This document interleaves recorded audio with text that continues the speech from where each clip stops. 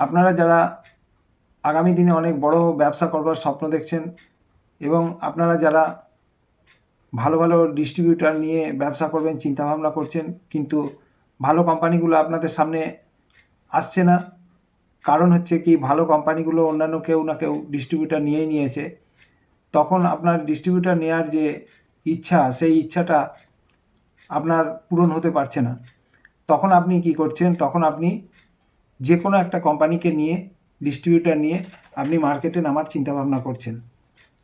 আপনি সাবধান হয়ে যাবেন।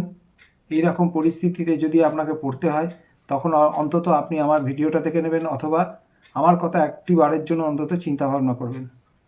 কেন চিন্তাভাবনা করবেন সে বিষয়ে আমি আজকে আলোচনা করব। নমস্কার বন্ধুরা, আমি ঋদ্ধি আগরবাতি থেকে উমানাথ ভট্টাচার্য বলছি। আশা করি আপনারা সকলে খুব ভালো আছেন, আমিও ভালো আছি। আজকে আমি একটা নতুন ভিডিও নিয়ে আপনাদের সামনে চলে এসেছি। আজকের ভিডিওর মূল বিষয়বস্তু সম্পর্কে আমরা আলোচনা করব। সকলে খুব ভালো থাকবেন।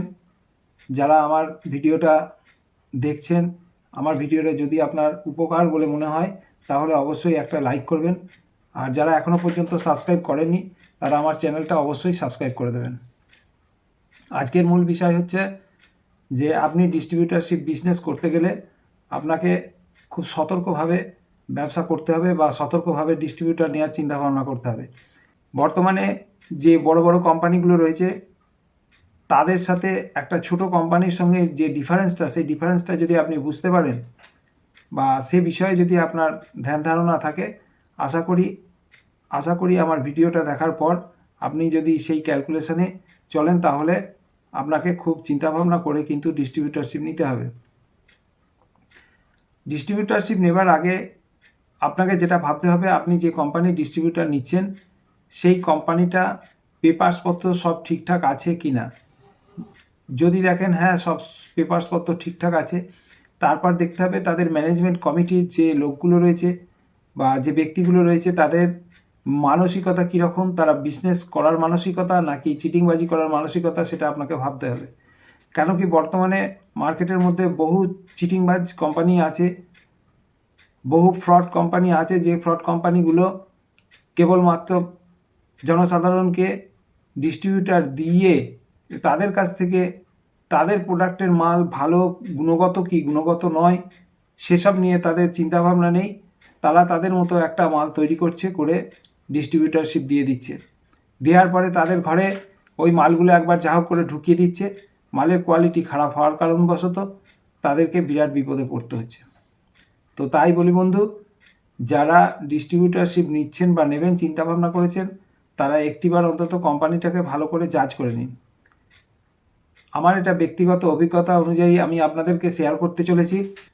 আমি কলকাতার একটা কোম্পানির সুপার স্টকিস্ট হয়েছিলাম এবং সেই সুপার স্টকিস্ট হওয়ার পরিপ্রেক্ষিতে তারা আমাকে প্রথমে বলেছিল যে অল্প কিছু টাকার মাল নিলেই তাহলেই আমি নাকি সুপার স্টকিস্ট হতে পারবো।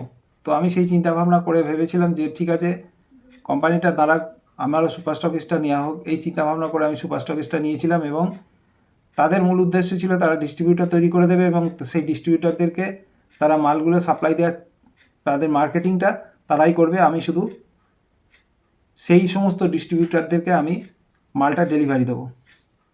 যথারীতি এই পদ্ধতি অনুযায়ী কাজ চলছিল।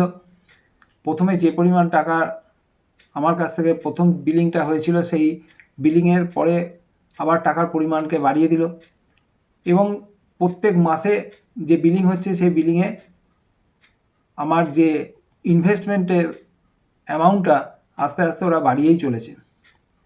তো এটা বাড়ুক সেটা নয়, যদি বিজনেসের জায়গা থেকে যদি বিজনেস বাড়ে তাহলে আমার প্রবলেম আসে না। আমি যখন সুপার স্টকিস্টটা নিয়েছিলাম সেই সময় তাদের আরএসএমের যে আমাকে যে পরিমাণ পার্সেন্টেজে আমাকে বিজনেস করবার জন্যে ওরা অফার দিয়েছিল, সেই পরিমাণ পার্সেন্টেজেই বিজনেস চলছিল প্রথমে 2-1 মাস। তারপরেই ওরা বলতে শুরু করলো যে ডিস্ট্রিবিউটার যদি বেশি অ্যামাউন্টে মাল নেয় তাহলে আপনাকে প্রফিট পার্সেন্টেজ অ্যামাউন্ট ছিল তার থেকে আরও পার্সেন্টেজকে কমাতে হবে। এবার ওদের সেলসম্যান গিয়ে কি করছে, যেসব পার্টিকে বেশি অ্যামাউন্টের বিলিং করাচ্ছে তাদেরকে আমার লভ্যাংশের পার্সেন্টেজ থেকে তাদেরকে আরও বেশি পার্সেন্টেজে ডিসকাউন্ট দিতে হচ্ছিল। অর্থাৎ আমার প্রফিট অ্যামাউন্টের ডিসকাউন্টের যে প্রফিট অ্যামাউন্টটা ছিল তার পরিমাণ ক্রমশ কমতে শুরু করে যাচ্ছে। শুধু তাই নয়, তাদেরকে আমি যে ডিস্ট্রিবিউটারকে আমি মাল দেবো সেই ডিস্ট্রিবিউটারকে আমাকে আবার ধারে মাল দিতে হবে, এরকম একটা পরিস্থিতি দাঁড়ালো। এই পরিস্থিতির পরিপ্রেক্ষিতে আমি তখন তাদেরকে বললাম যে না, আপনাদের সঙ্গে যে আমার কথাবার্তা হয়েছিল সেই কথাবার্তা অনুযায়ী কাজ না হওয়ার দরুন আমার তো লস হচ্ছে। কেন, আপনি আমাকে যেভাবে কথাবার্তা বলেছেন ঠিক তার সেই জায়গাটা তো আর থাকছে না। সেলসম্যানের সাথে দীর্ঘ আলোচনা হলো। আলোচনার পরিপ্রেক্ষিতে আমি কিন্তু কোনো সময় বলিনি যে আমি সুপার স্টকিস্ট একবারে ছেড়ে দিচ্ছি। আমি বলতে চাইছি যে এরকমভাবে কী করে সম্ভব? আপনি বললেন এক, হয়ে যাচ্ছে আর এক। তো সেলসম্যানকে তাদের আরএসএমের যে কথাগুলো ছিল এবং যে বক্তব্যগুলো ছিল এবং যেভাবে কমিটমেন্টগুলো ছিল সেই অনুযায়ী আমি তাকে বললাম যে উনি তো আমাকে এই ধরনের বলেছেন, এখন কেন এরকম বলছেন? এভাবে আমি তাহলে কী করে কাজ করবো? আমার তো প্রফিট কমে যাচ্ছে। তাদের আরএসএম আমার সাথে কোনো রকমভাবে আমাকে না জানিয়ে, না বলে তারা আমার সুপার স্টকিস্টটাকে ক্যান্সেল করেছে যে সেটাও আমাকে জানায়নি, কিন্তু তারা অন্য কোথাও সুপার স্টকিস্ট বানিয়ে দিয়েছে। পরে কী হলো, পরে আমি দেখছি যে মাসের পর মাস আমার ঘরে যে মালগুলো আটকে রয়েছে, অর্থাৎ আমাকে যে অ্যামাউন্টের টাকাটা মানে মালটা ঢুকিয়ে দেওয়া হয়েছে সেই মালটা কিন্তু আর মার্কেটে ছাড়া হচ্ছে না, এবং সেটা পরপর 2 মাস।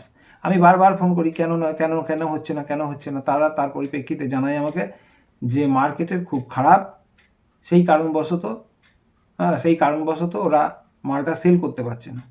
আমি বললাম সে কি, এতগুলো ডিস্ট্রিবিউটার বলে হ্যাঁ সবাইকার ঘরে মাল দেওয়া হয়েছে, কেউ নিতে চাইছে না, এখন মার্কেটটা খুব খারাপ। না, ভালো কথা, তাহলে এ মাস হয়নি, পরের মাস হবে। পরের মাসও 15 তারিখ পার হয়ে গেল, 20 তারিখ পার হয়ে গেল, পরের মাসও হয় না। তখন আমি সেলসম্যানকে তো জোরজার করে ধরলাম। তখন সেলসম্যান এসে আমাকে জানাচ্ছে যে আমাদের নতুন কেউ সুপার স্টকিস্ট হয়েছে, আপনারা করাতেই পারেন। কিন্তু আমাকে তো জানানো দরকার ছিল, এবং শুধু তাই নয়, আমার ঘরে যে মালগুলো আটকে আছে সেগুলো তো লিকুইডেশন করার দরকার। তারা তখন বলল যে হ্যাঁ ঠিক আছে, আপনার চিন্তা নেই, সেটা আমি আস্তে আস্তে করিয়ে দেবো।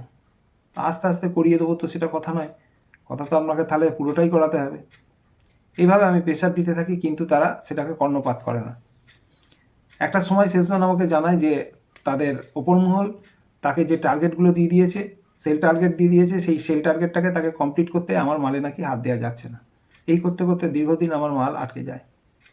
আটকে যাওয়ার পরে তখন আমি যখন ওদের আরএসএমের সঙ্গে কথা বলি, আরএসএম তখন বলে যে আমি এই কোম্পানি ছেড়ে দিয়েছি, আমি অন্য কোম্পানিতে চলে গেছি। ভালো, আপনি যেতেই পারেন, কিন্তু আমার মালগুলো, বলে আপনার মালগুলো নতুন যে আরএসএম আছে তার সাথে আপনি যোগাযোগ করবেন এবং তাকে আমি বলে দেবো।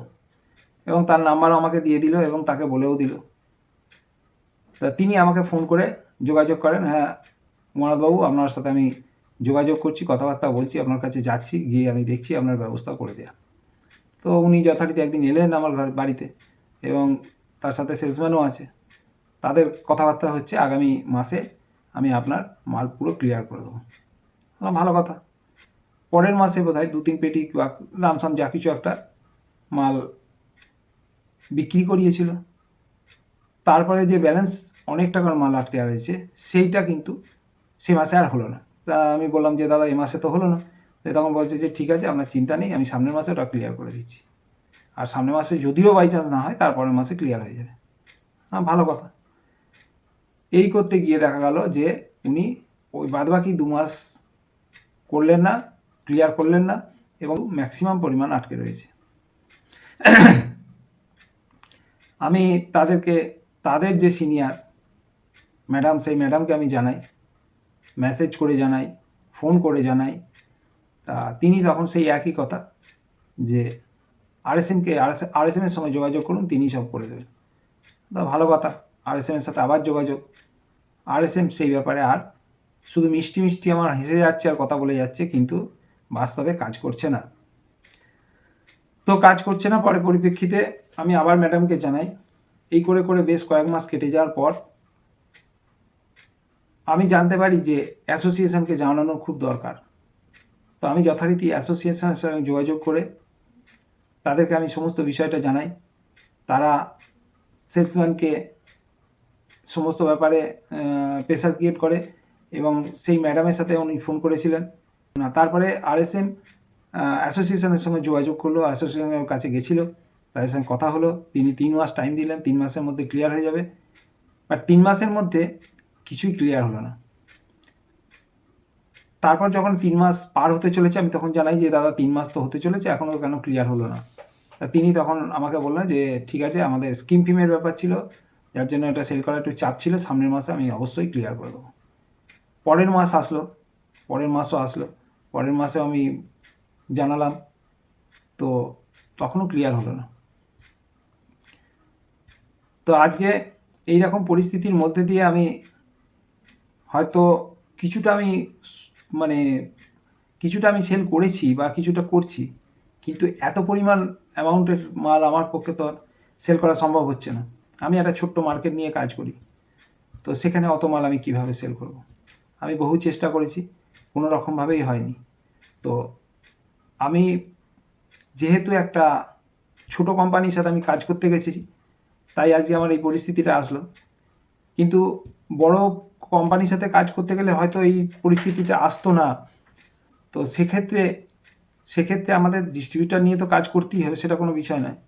কিন্তু বিষয়টা হচ্ছে যে আমাদেরকে সর্বদাই লক্ষ্য রাখতে হবে যে ছোট কোম্পানির সঙ্গে প্রথমত যতটা পারা যায় এড়িয়ে যাওয়া, আর যদিও করতেই হয় তাহলে কিন্তু খুব বুঝে শুনে কাজ করতে হবে। এদেরকে কোনো রকমভাবে ক্যাশ ট্রানজাকশান যতটা পারা যায় না করাটাই ভালো। কারণ আজকে আমি ক্যাশ ট্রানজাকশান করেছি বলেই কিন্তু আমি ফেঁসে গেছি।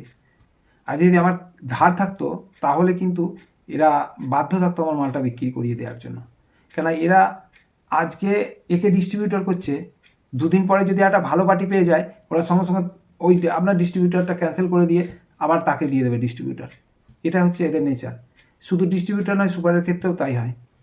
তো সেই কারণে খুব সাবধান, বিশেষত ক্যাশে যতটা পারবেন না কাজ করার। কোম্পানির টাকা যদি আপনার কাছে আটকে থাকে তাহলে আপনার কোম্পানি আপনার দিকে হেল্প করবার জন্য রেডি থাকবে, কিন্তু সেটা যদি না হয় তাহলে বেশিরভাগ কোম্পানি কিন্তু আপনার টাকা আত্মসাৎ করবার চেষ্টা করবে। এই দিকে খুব সাবধানে থাকবেন। তো আপনাকে কোনো রকমভাবেই হেল্প করবে না, আপনার একটা সময় পর আপনাকে ফাঁসিয়ে দেবে। তো সেই কারণের জন্য খুব সাবধানে চলবেন। আমি আর বারবারই একটাই কথা জানাচ্ছি, ডিস্ট্রিবিউটর হোক, সুপার হোক, যা কিছুই হোক না কেন, খুব বুঝে শুনে বড় কোম্পানির সাথে কাজ করুন, যাদের একটা সিস্টেমেটিক্যালি ব্যাপার আছে, তারা সিস্টেম মেনটেন করে, তারা গুডউইল বজায় রাখবার চেষ্টা করে। কিন্তু ছোট কোম্পানিগুলো মোটেই এইসব নিয়ে কোনো ধ্যান ধারণা নেই। তাদের মূল উদ্দেশ্য তাদের মালটাকে যা হোক করে কারোর ঘাড়ে গতিয়ে দেওয়া, এবং তাতে মালের কোয়ালিটি ভালো হোক খারাপ হোক সেটা তাদের কোনো দায়বদ্ধতা নেই। আপনাকে মাল বিক্রি করিয়ে দিয়ে সেই মাল বিক্রি হোক মার্কেটে না হোক তাতেও তাদের কোনো দায়বদ্ধতা নেই। তাদের দায়বদ্ধতা একটা জায়গায়, সেটা হচ্ছে যে যেমন করে হোক তাদের হাতে টাকা তুলে নিয়ে আসা। অর্থাৎ তারা যা হোক করে টাকাটা পেয়ে গেলেই হচ্ছে, মানে টাকাটাই হচ্ছে মেন উদ্দেশ্য। ব্যবসা বড় হোক বা ব্যবসা টিকে থাকুক বা মালের কোয়ালিটি ভালো হোক বা না হোক, সেসব নিয়ে তাদের ধ্যান ধারণা নেই। মেন উদ্দেশ্য হচ্ছে তাদের টাকা। তো সেই ক্ষেত্রে টাকার দিক থেকে সাবধান থাকবেন, যেন আমার মতো আপনাকে আগামী দিনে এই বিপদে না পড়তে হয়। সকলে ভালো থাকবেন, সকলে সুখে থাকবেন। আমার যে বক্তব্যটা, সেই বক্তব্যটা যদি আপনাদের ভালো লাগে তাহলে আমার ভিডিওটা অবশ্যই একটা লাইক করবেন, আর যদি ভালো না লাগে তাহলে ডিসলাইক করবেন। আর যদি মনে করেন যে আমার এটা হেল্পফুল হচ্ছে, তাহলে যারা এখনও পর্যন্ত আমার চ্যানেল সাবস্ক্রাইব করেনি অবশ্যই সাবস্ক্রাইব করে নেবেন। নমস্কার সকলকে, আজকের ভিডিও এই পর্যন্তই। আগামী দিন আবার একটা ভিডিওয় দেখা হবে।